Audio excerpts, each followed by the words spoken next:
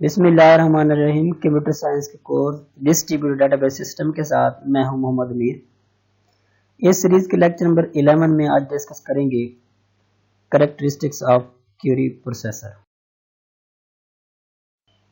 आज के हमारे टॉपिक्स के जो कंटेंट्स हैं उसमें इंपॉर्टेंट कैरेक्टरिस्टिक्स को डिस्कस करेंगे क्यूरी प्रोसेसर को, जिनमें languages, types of optimisation timing, statistics, decision sites, exploitation of the network topology, exploitation of replicated fragments, and use of semi-joins.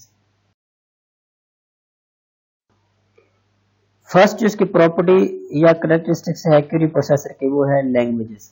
Languages का क्या रोल है? Input language to the query processor is based on high level relational DBMS. For example, input is an calculus query. जब भी किसी Curie को आप लोग क्या करते हैं, एग्जीक्यूट करते हैं, तो क्यूरी की जो स्टेटमेंट है वो basically high level relational DBMS में वो राइट की जाती है। मसलन स्ट्रक्चर क्यूरी लैंग्वेज यानी एसक्यूएल में राइट की जाती है। उस क्यूरी को हम लोग क्या कहते हैं? कैलकुलस क्यूरी कहते हैं। उसे वो बेसिकली आपकी इनपुट क्यूरी होती है, जो कि आप लोग डेटाबेस को क्या करते हैं? इनपुट देते हैं। On the other hand, output language is based on lower level relational DBMS. For example, output is an algebraic query. अब इसके corresponding जो respond आएगा वो basically lower level relational DBMS में आएगा, और उस query को क्या कहते हैं? algebraic query कहते हैं। The operation of the output languages are implemented directly in the computer system, और ये query जो बेसिकली आप लोग पुट करते हैं, इसकी इम्प्लीमेंटेशन है वो डायरेक्टली आपके कंप्यूटर सिस्टम में इसकी इम्प्लीमेंटेशन होती है। Query processing must perform efficient mapping from input language to the output language. अब क्यूरी प्रोसेसिंग के लिए जरूरी है कि इसकी मैपिंग एक्यूरेट फॉर्म में हो। मैपिंग से मुराद क्या है? इनपुट जो क्यूरी आप लोग पुट करते हैं वो बेसिकली उसकी ट्रांसफॉर्मेशन होती है किसमें? आउटपुट में। मतलब क्यूरी को किस तरह से ट्रांसलेट किया जाता है। अगर क्यूरी की ट्रांसलेशन अच्छी होगी, एग्जैक्ट होगी, तो आपका जो रिजल्ट प्रोवाइड करेगा डेटाबेस वो भी एक्यूरेट होगा, और जैसे क्या होगा? सिस्टम की परफॉर्मेंस इंक्रीज होगी। नेक्स्ट इसकी प्रॉपर्टी है टाइप्स ऑफ ऑप्टिमाइजेशन। ऑप्टिमाइजेशन का क्या रोल है? Among all the possible strategies for executing query, the one is which less time and space are required in the best solution for the optimization of query. अब किसी भी Curie को execute करने के लिए डिफरेंट स्ट्रेटजीज या methodologies होती हैं, डिफरेंट वेज होते हैं। अब क्यूरी प्रोसेसर उनमें से जो सबसे बेस्ट मेथोडोलॉजीज या वेज होगा उसको चूज करेगा, जिसके लिए टाइम भी आपका कम लगे और जिसके लिए स्पेस भी आपको कम रिक्वायर्ड हो। A comparatively study for all the strategies should perform such that how much cost will be required for each solution. अब उसके लिए डिफरेंट जो मेथोडोलॉजी या स्ट्रेटजीज हैं, सबके लिए उसकी कॉस्ट क्या किया जाएगा? कैलकुलेट किया जाएगा, और जिसकी कॉस्ट सबसे कम होगी तो उसको प्रेफर दिया जाएगा। That strategy should be chosen in which there will be less cost, but keep in mind that choosing the low cost strategies may require much space.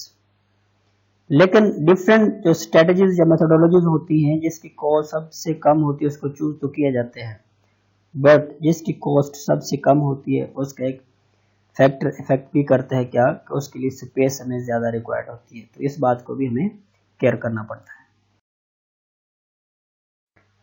Next जो कैरेक्टरिस्टिक है वो है optimisation timing. The actual time required to optimise the execution of a query is an important factor. If less time is required, then it is the best solution for query processing. अब Curie की processing के लिए उसकी जो optimising का time है, उसमें अगर किसी भी क्यूरी का ऑप्टिमाइजिंग जो टाइम है वो क्या हो? कम हो, मतलब कम टाइम लगे किसी भी क्यूरी को एग्जीक्यूट करने में, तो उस क्यूरी को जो है ना वो बेस्ट सोल्यूशन वो यानी एक्सेप्ट किया जाता है। नेक्स्ट जो कैरेक्टरिस्टिक्स है वो है statistics. The effectiveness of query optimization relies on statistical information of the database. अब जो क्यूरी की किसी भी क्यूरी की ऑप्टिमाइजेशन है उसकी जो इफेक्टिवनेस है वो बेसिकली उसके स्टैटिस्टिक्स पे भी डिपेंड करती है। For example, how many fragments query will be needed, which operation should be done first, size and number of distinct values of each attribute of the relation, histogram of the attributes for minimizing probability error। अब इसके लिए क्या है, different statics को mind में रखा जाता है कि कितने फ्रेगमेंट्स उस क्यूरी की ऑप्टिमाइजेशन या एग्जीक्यूशन में रिक्वायर्ड होंगे, कौन सा ऑपरेशन पहले परफॉर्म किया जाएगा, उस वैल्यूज का वैल्यू मतलब उस एट्रीब्यूट्स जो आपको वैल्यू रिक्वायर्ड है उसका साइज वो कितनी हो और कौन सी वैल्यू आपको चाहिए, और वो वैल्यू किस शेप में आपके पास मौजूद है, फ्रेगमेंट्स की सूरत में मौजूद है, ये डिपेंड करता है डिफरेंट स्टैटिक्स। आया उसकी फ्रेगमेंटेशन हॉरिजॉन्टल हुई है या फिर वर्टिकल हुई है, ये सारे इसके ऊपर डिपेंड करती हैं। नेक्स्ट जो कैरेक्टरिस्टिक्स है वो है decision sites. In a distributed database, several sites may participate for the answering the query। हमें पता है कि डिस्ट्रीब्यूटेड डेटाबेस सिस्टम के अंदर डिफरेंट साइट्स के ऊपर डाटा हमारा पड़ा होता है। डिफरेंट साइट से या लोकल डेटाबेस से डाटा को एक्सेस किया जाता है सेंट्रलाइज्ड डाटा से, जहां से क्वेरी का रिजल्ट उनको प्रोवाइड किया जाता है। Most systems use centralized decision approach in which a single site generates the strategy. However, the decision process could be distributed among various sites। मतलब कि आपका डाटा डिफरेंट साइट्स के ऊपर प्रोवाइड होता है या आपको जो डाटा चाहिए होता है वो एक हो सकता है एक साइट के ऊपर वो रिजाइड ना हो, एक साइट के ऊपर ना पड़ा हो, तो ये डिसाइड किया जाता है किस साइट से डाटा और यूजर तक पहुंचाया जाए या उसके क्वेरी का रिजल्ट किस साइट से उसका प्रोवाइड किया जाए, जिसके लिए जो है वो कॉस्ट मिनिमाइज हो। नेक्स्ट है exploitation of the network topologies. Distributed query processor uses computer network, so its performance depends also on which topology is using। अब बेसिकली डिस्ट्रीब्यूटेड क्वेरी प्रोसेसिंग में इंपॉर्टेंट फैक्टर ये होता है कि आपका डाटा डिफरेंट साइट्स के ऊपर पड़ा होता है और उनकी जो कम्युनिकेशन होती है वो किसी भी नेटवर्क के जरिए होती है। अब नेटवर्क डिपेंड करते हैं उसकी टोपोलॉजीज क्या है, उसका लेआउट उसकी वो कैसी है, किस तरह से वो कॉन्फ़िगर हुआ है network. The cost function, speed, utilization of the various network resources are important factor for executing query processor in a distributed environment। अगर आपकी नेटवर्क टोपोलॉजी वो अच्छी है, नेटवर्क टोपोलॉजी को कुछ जो है फैक्टर वो माइंड में रखे जाते हैं, जैसे उसकी स्पीड, उसकी यूटिलाइजेशन, उसकी जो कॉस्ट है या उसकी रिसोर्स की यूटिलाइजेशन है वो क्या हो, वो मिनिमाइज हो, जिससे क्या हो सकता है आपकी कॉस्ट वो कम हो सकती है। तो नेटवर्क टोपोलॉजी भी आपका एक बड़ा इंपॉर्टेंट फैक्टर है डिस्ट्रीब्यूटेड क्वेरी प्रोसेसिंग में, क्योंकि आपका डाटा डिफरेंट साइट से कम्युनिकेट होकर आता है और वो कम्युनिकेट बेसिकली नेटवर्क के जरिए होता है और नेटवर्क किस तरह से बना इसके ऊपर भी डिपेंड करता है। नेक्स्ट है exploitation of the replicated fragments. A distributed relation is usually divided into relation fragments।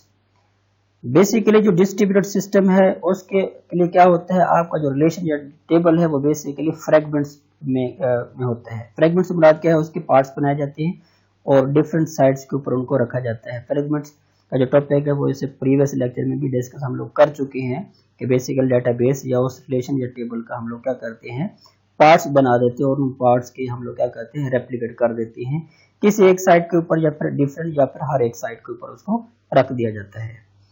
Distributed query expressed on global relational are mapped into queries on physical fragments of the relation by translation relations into fragments। We call this process localization because its main function is to localize the data involved in the query। अब query किसी भी query की optimisation में या किसी भी query की जो कॉस्ट है उसके ऊपर डिपेंड करता है कि आपकी फ्रेगमेंटेशन वो किस तरह से हुई है, या आपको जो क्वेरी का जो रिजल्ट चाहिए वो फ्रेगमेंट्स का रिजल्ट उन यानी जो रिक्वायर्ड फ्रेगमेंट्स हैं वो आपको कहां से मिल रहे हैं। अगर वो रिक्वायर्ड फ्रेगमेंट्स बेसिकली आपको लोकल डेटाबेस से मिलते हैं तो आपकी कॉस्ट कम हो जाती है।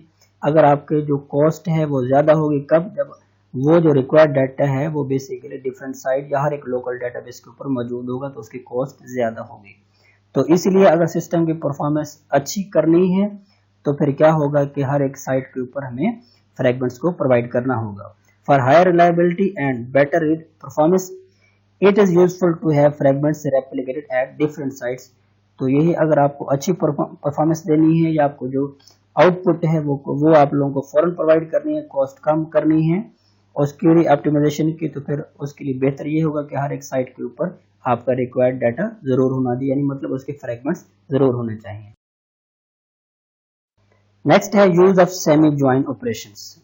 In distributed system, it is better to use semi-join operation instead of join operation for minimizing data communication.